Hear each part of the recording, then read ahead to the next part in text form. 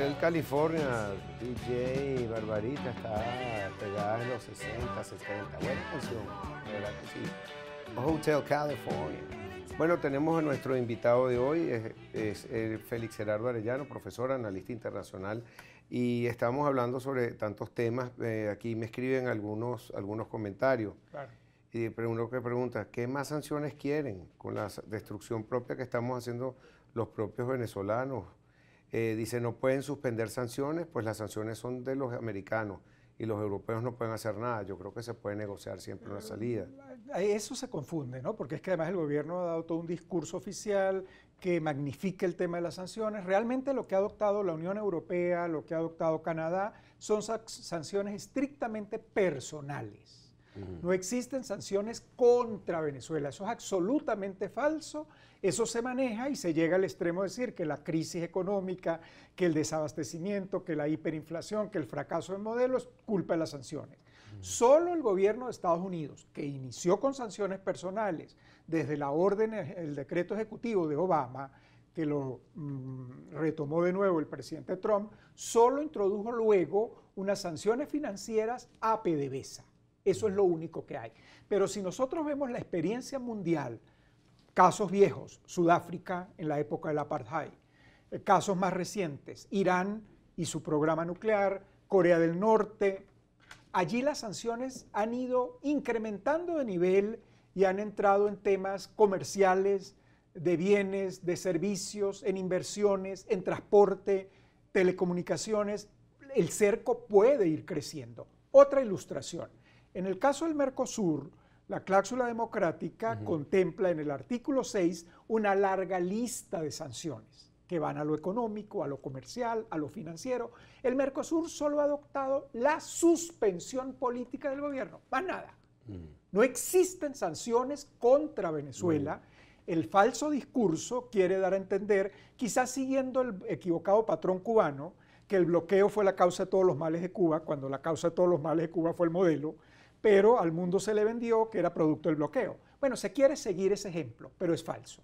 Ahora, por eso hablábamos de la reunión de Europa, porque es que en Europa algunos consideran que es momento de ir a sanciones más duras, que pareciera que el gobierno no quiere entender.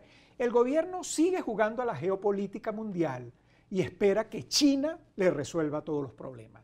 Yo creo que el diálogo con China de la Unión Europea, de Canadá, del propio Estados Unidos, sería importante. Bueno, pero el gobierno se ha podido defender y seguir adelante y mantener una posición, o por lo menos una apariencia de fortaleza, buscando países aliados. Tú ves cómo están con Turquía, que parecen correcto, hermanos. sí, Rusia, China. Rusia, China, hasta llegó un barco hace poco de ayuda humanitaria que no se supo muy bien cuál fue. No, y duró tan poco tiempo que no pudimos saber si realmente era que fue médico. No certificó que ese haya sido el propósito. Eso no le está ayudando al gobierno a actuar de esa manera, eso no le ayuda a China. Yo creo que China debe estar, al igual que la Unión Europea, que aborda el tema de Venezuela con tanta preocupación, yo creo que China debe estar en el mismo camino, porque es que la relación de China con América Latina es formidable, es excelente. Sobre todo con el sur de América. China ha empezado a ser uno de los principales proveedores y uno de los principales compradores de buena parte de América Latina. Ha desplazado a la Unión Europea en algunos casos, ha desplazado a Estados Unidos en algunos casos, y China no quisiera destruir su relación con América Latina por la ineficiencia en el caso venezolano. Yo creo que eso del apoyo financiero a fondo perdido, permanente, eso no debe estar en la política china. En este momento hay una coyuntura que le favorece al gobierno de Venezuela, que es la guerra comercial Estados Unidos-China.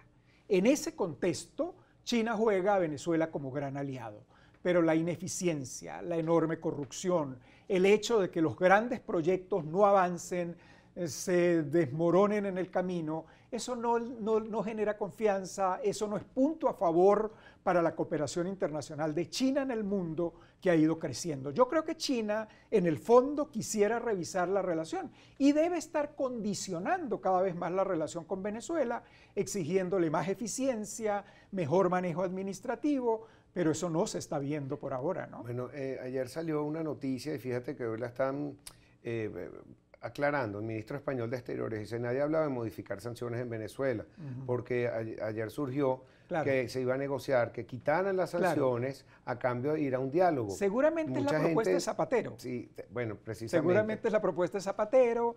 Sería interesante. Pero lo están negando el ministro de Asuntos Exteriores, Josep Borrell, que España ni ningún país de la Unión Europea han hablado de modificar sanciones en Venezuela. Lo positivo es que no hubo divisiones. Lo interesante es que hubo un debate profundo, exhaustivo. La Unión Europea no es que está viendo a Venezuela por encima, por lo que salen titulares, no, está a fondo. Sería interesante preguntarle a Zapatero cómo puede generar confianza un tercer intento de negociación después de que el gobierno destruyó los dos anteriores. El de República Dominicana y el Vaticano. Y el Vaticano. El Vaticano. Por eso en algunos sectores de la comunidad internacional está circulando que como va a ser inexorable una negociación, pero que el gobierno debería dar confianza. Debería dar señales claras de querer negociar. Que fue tan grave la situación de lo que ocurrió con esas declaraciones que creo que vienen de Zapatero, que a la Asamblea Nacional hasta consideró declararlo persona non grata, como para ya descalificarlo completamente. No sucedió. Creo que si se puede hacer cualquier intento de diálogo hay que hacerlo, pero hay que buscar una vocería también que esté de parte de la oposición. Yo creo que en la oposición democrática deberíamos dejar de tratar demasiado a la ligera, demasiado violentamente, agresivamente el tema de la negociación. Creo que hay que trabajarlo con cuidado.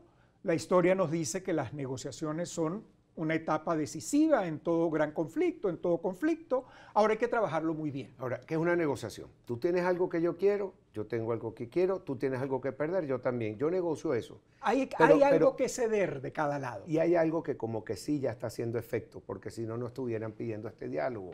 Bueno, creo que estas sanciones personales... Lo que pasa es que el gobierno lo ha hecho. Cuando el gobierno estuvo en el Vaticano y habló con el Papa un día a altas horas de la noche y le hizo unas promesas, pues el mundo creyó que estaba realmente dispuesto a negociar, porque le hizo unos ofrecimientos al Papa. Esos ofrecimientos al Papa, que han podido ser secreto histórico, fueron publicados en la carta del cardenal Parolini, que en diciembre de ese año se publicaron, cuando el Vaticano tuvo que demostrarle al mundo que por los errores y por los incumplimientos del gobierno de Venezuela era que fracasaba el proyecto.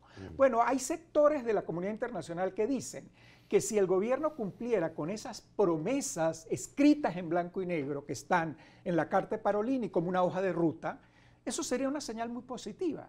Si el gobierno diera una señal clara con respecto al Consejo Nacional Electoral, eso sería una señal muy positiva. Miembros de la Iglesia se han dado señales de que están interesados en el problema, por ejemplo, la carta de Ugalde.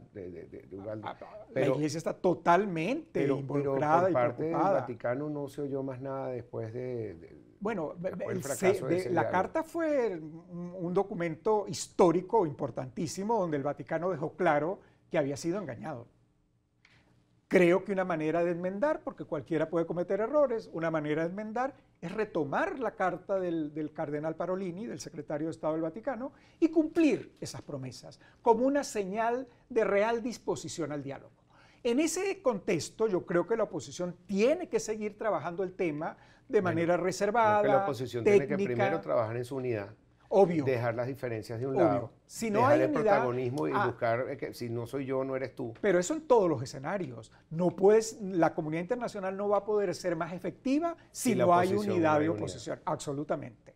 Esa es la gran lección. Y dentro de esa unidad, el tema diálogo tiene que estar como un subtema que hay que seguirlo trabajando técnicamente como se estaba empezando a construir en República Dominicana.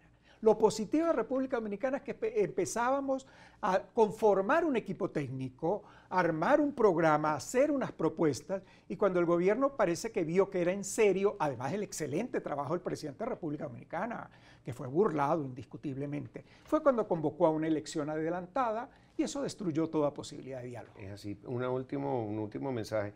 Los americanos se retiraron del Consejo de Derechos Humanos de las Naciones Unidas porque dice que son puros gobiernos totalitarios y que Estados Unidos e Israel son los que pagan la cuenta. Entonces, eso no es tan cierto. Las Naciones Unidas tiene gobiernos totalitarios y tiene gobiernos democráticos. Usted no le puede decir a un gobierno retírese.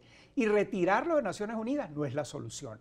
Creo que hay que trabajar con ellos para hacer evidentes sus errores, para tratar de construir límites a los gobiernos autoritarios. Peor es dejarlos solos controlando todas las instituciones. Yo creo que es importante reconocer las debilidades y los errores, pero trabajar en superarlos. Profesor, siempre un placer hablar con usted. Y bueno, hay que llamar un poco a la cordura y entender que el diálogo no es malo. Está en la vía, hay que trabajarlo. Hay que trabajarlo con seriedad, con además responsabilidad. Una posible constituyente que si se vota, ¿qué va a pasar? Y si le imponen, ¿qué va a pasar? Sí, esos son temas de alta política. Tenemos que volver a hablar entonces, profesor. Sí. Muchas gracias. Bueno, el profesor Félix Gerardo Arellano. Regresamos con el economista Víctor Álvarez aquí en Con Todo y Pensión.